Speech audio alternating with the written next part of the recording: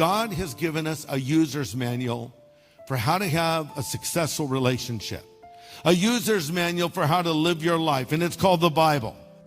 And so we need to go back to what God says in His Word, because He tells us how to have a marriage that will last a lifetime. To have a successful marriage, two things must happen. There must be a leaving and a cleaving. Remember that statement in the book of Genesis, for this cause shall a man leave his father and mother and be joined unto his wife, and the two shall become one flesh. Then we read later, and God called their name Adam. So God saw Adam and Eve as one person. And when a man and a woman come together in marriage, and they become one flesh in the sight of God. So now what you want to do is leave and cleave, and that's something you do for the rest of your life. First you leave. Leave what? You leave all other relationships. And by that I mean, I'm not saying you're no longer a son or a daughter to your parents or a sibling, but I'm saying now there's a number one relationship in your life, and that number one relationship is that with your spouse, who's bone of your bones and flesh of your flesh. So I leave all other relationships, and I make this my number one priority, second only to my relationship with God. Does that make sense? Number two, there's a cleaving. Now, the word cleave means to be permanently glued together. Actually, the word implies there'll be irreparable damage if the two are separated. So it doesn't mean I'm stuck to that person, but I'm glued to that person. Big difference.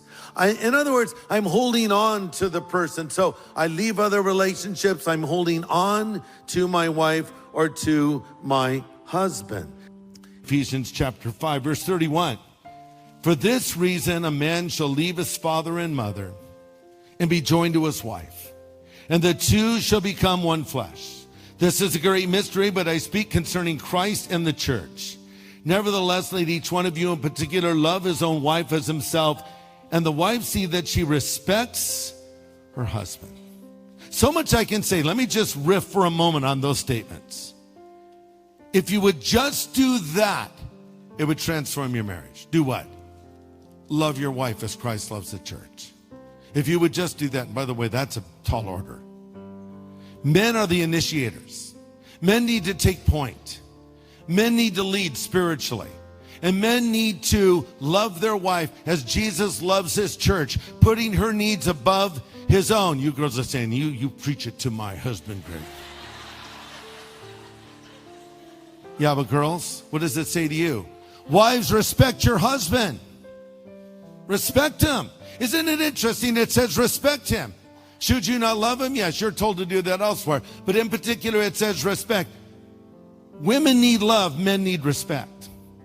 That's not to say women don't need respect and men don't need love. But it is to say this passage says, husbands, love your wives. And it says, wives, respect your husband. Are you respecting your husband, girls?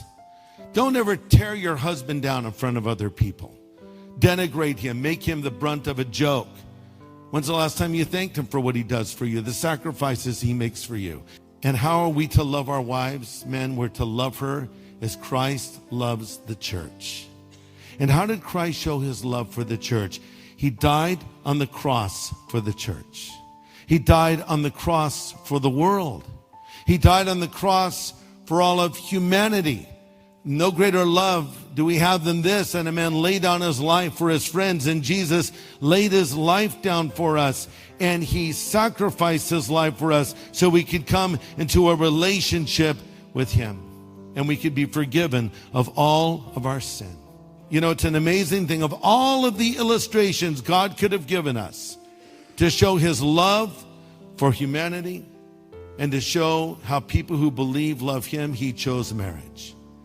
Love your wife as Christ loved the church. So Jesus is effectively saying, hey, world that doesn't believe, check this out. You see the way that Christian husband loves his wife? That's how much I love my church. Look at that example. And then he says, hey, people, look at that lady there, that married woman. You see how much she loves her husband? That's how much my church loves me. That's why it's so important to keep our marriages together, because it's a powerful witness to a lost world.